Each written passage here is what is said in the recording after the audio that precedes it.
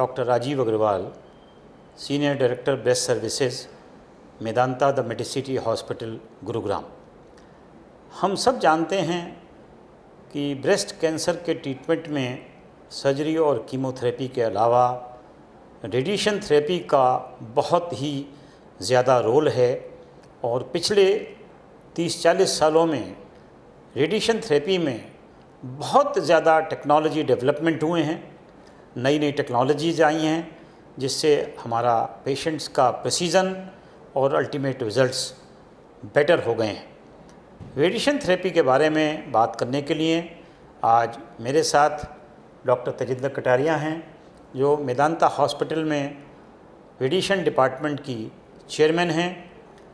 मैं मैडम से ये पूछना चाहता हूँ हमारे दर्शकों के लिए कि मैडम, रेडिएशन थेरेपी होती क्या है? नमस्कार डॉक्टर साहब, ये बहुत अच्छा क्वेश्चन आपने पूछा क्योंकि पब्लिक के माइंड में बहुत भ्रम है इसको लेकर कि रेडिएशन थेरेपी या विकिरण चिकित्सा क्या होता है। ये हाई एनर्जी की एक्सरेज हैं जिनको डायरेक्ट किया जाता है जहाँ पर उनको ट्यूमर को दागना है या ट्यूमर को टारगेट करना है। और ये रेडियोलॉजी और रेडिएशन थेरेपी दोनों ब्रांचेस जो हैं ये एक्सरे से ही डेवलप हुई हैं, लेकिन 150 किलो वोल्ट्स या 200 किलो वोल्ट्स की एनर्जी को हम एक्सरेज के लिए यूज़ करते हैं और रेडिएशन थेरेपी के लिए हम 4 मिलियन वोल्ट से लेके 250 मिलियन वोल्ट्स तक की एनर्जी को यूज़ करते हैं, जो बड़ी प्रिसाइसली टारगेट करी जाती है जहाँ पर ट्यूमर है, ताकि उसको ख़त्म कर दिया जाए। ये बताइए मैम कि जब हम ब्रेस्ट कैंसर में रेडिएशन थेरेपी करते हैं तो यूजुअली कितने समय तक या कितनी सिटिंग्स में हम रेडिएशन देते हैं? डॉक्टर साहब, जैसे आपने कहा इंट्रोडक्शन में कि पिछले 30-40 साल में बहुत डेवलपमेंट्स हुई हैं टेक्नोलॉजी में, उसके साथ साथ काफ़ी क्लिनिकल ट्रायल्स भी हुई हैं कि पेशेंट्स को मैक्सिमम बेनिफिट दे के रेडिएशन का ट्रीटमेंट टाइम कैसे कम किया जाए। पहले हम लोग सब पेशेंट्स को यूनिफॉर्मली 5 हफ्ते की रेडिएशन देते थे, लेकिन पिछले 10-15 साल में जो ट्रायल्स हुई हैं उनसे ये देखा गया है कि अगर हम 3 हफ्ते में 15 से 16 सिटिंग्स में ट्रीटमेंट कर दें तो रिज़ल्ट्स बराबर रहते हैं, बजाय इसके कि हम उनका 25 या 30 रेडिएशन करें। और उसमें एस्थेटिकली ब्रेस्ट की फॉर्मेशन और ब्रेस्ट के जो रिज़ल्ट्स हैं उनमें कोई कॉम्प्रोमाइज़ नहीं होता है। और अभी रिसेंटली हाल ही में एक्सेलरेटेड पार्शियल ब्रेस्ट रेडिएशन का भी प्रोटोकॉल आया है, जिसमें स्टेज 1 और 2 में अगर node negative breast cancer patients हैं तो उनके केस में हम लोग shortest possible course within 1 week कर सकते हैं। मतलब उसमें हम 5 दिन के अंदर पेशेंट का ट्रीटमेंट कर सकते हैं। जब भी हम ब्रेस्ट कैंसर के ट्रीटमेंट में किसी भी थेरेपी की बात करते हैं तो पेशेंट का पहला सवाल होता है, डॉक्टर साहब साइड इफ़ेक्ट क्या होंगे? तो रेडिएशन थेरेपी से रिलेटेड साइड इफ़ेक्ट्स के बारे में आप हमारे दर्शकों को बताएं।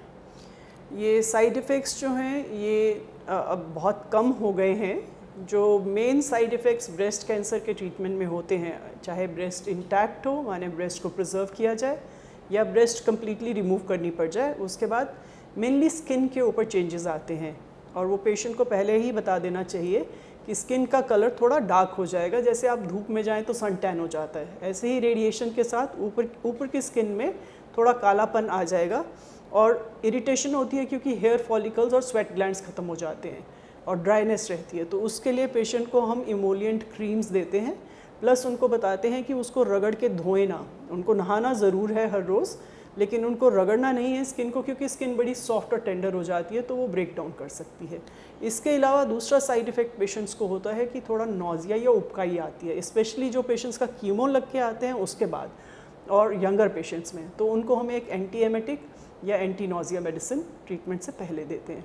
तीसरा साइड इफ़ेक्ट जो होता है वो उनके ब्लड काउंट्स कम हो सकते हैं, क्योंकि रेडिएशन भी ब्लड काउंट्स को अफेक्ट करती है और उनको हम लोग मॉनिटर करते हैं, कोई दवाई नहीं देते हैं। अगर ब्लड काउंट्स कम हो तब हम उनके लिए इंजेक्शन लगाते हैं। मेरा अगला सवाल ये है कि पेशेंट अक्सर पूछते हैं, डॉक्टर साहब कैंसर तो आपने निकाल दिया, अब आप रेडिएशन थेरेपी या कीमोथेरेपी क्यों देना चाहते हैं?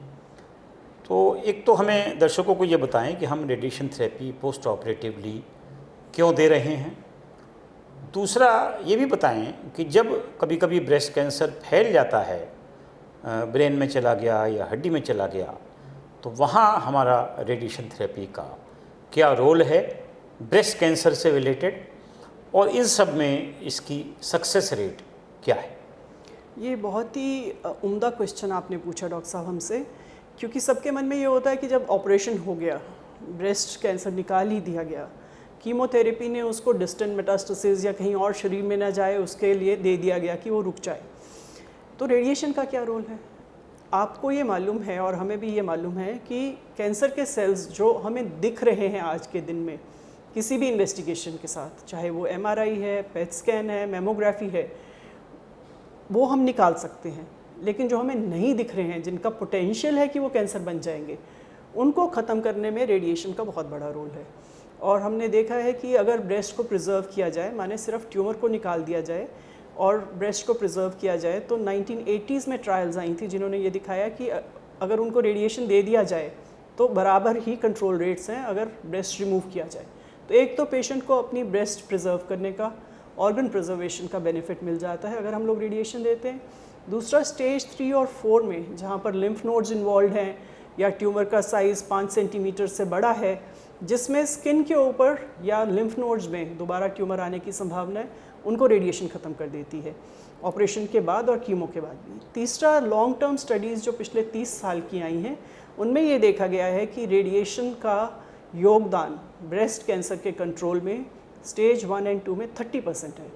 कि सर्जरी 30%, रेडिएशन 30%, जिनकी हार्मोन पॉजिटिव है उनके लिए हार्मोन का योगदान 30% और 10% कीमो का, और जिनकी हार्मोन नेगेटिव है उनके केस में 40% कीमो एंड टारगेटेड थेरेपी का बेनिफिट है। तो अगर हम 100% कैंसर को कंट्रोल करना चाहेंगे तो 1/3 कॉन्ट्रीब्यूशन जो है वो रेडिएशन थेरेपी से मिलती है।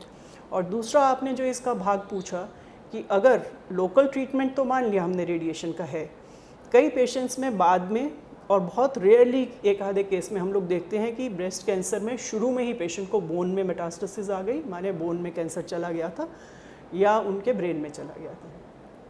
तो बोन को हील करने के लिए, बोन की पेन कम करने के लिए रेडिएशन मोस्ट इफ़ेक्टिव ट्रीटमेंट है। तो उसमें पेशेंट के लिए आप कितनी भी दवा दे दीजिए वो पेन कंट्रोल नहीं होगा जितना रेडिएशन से होगा, क्योंकि रेडिएशन कैंसर के सेल्स का DNA ख़त्म कर देती है और फिर वहाँ पर बोन स्ट्रेंथनिंग एजेंट्स के साथ उसको बोन रिले हो जाती है, तो पेशेंट अपना चलते फिरते रहते हैं। ब्रेन के अंदर अगर ये ट्यूमर जाता है तो वहाँ पे दवाइयाँ ब्लड ब्रेन बैरियर क्रॉस नहीं करती हैं, और अगर पेशेंट का कहीं और बाहर ट्यूमर पड़ा हुआ है तो ब्रेन में कितने मेटास्टेसिस निकालेंगे। अगर एक हो तब और 2 साल के बाद आए तब ये देखा गया कि उसको एक को निकाल देने से कंट्रोल करने की संभावना बढ़ जाती है।